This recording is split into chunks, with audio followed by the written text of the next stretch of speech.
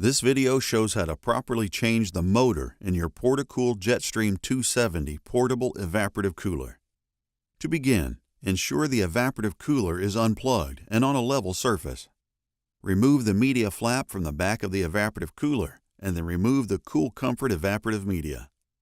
Once the evaporative media has been set aside, locate the control box inside the housing and remove the screws from the cover.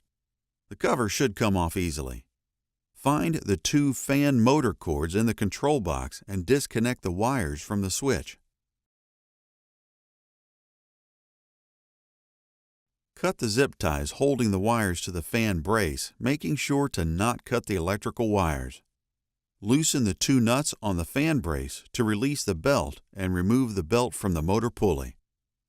Remove the 4 bolts holding the motor to the brace. Lift the motor off the brace and remove the pulley with an Allen wrench by loosening the set screw. Pull the pulley off the old motor, being careful to not misplace the key.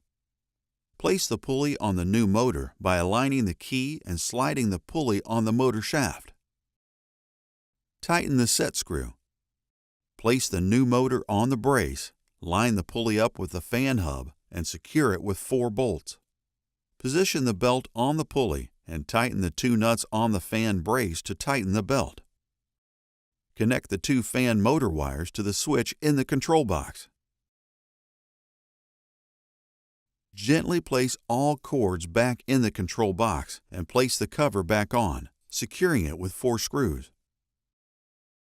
Zip tie the cords together and secure to the brace, then clip the ends.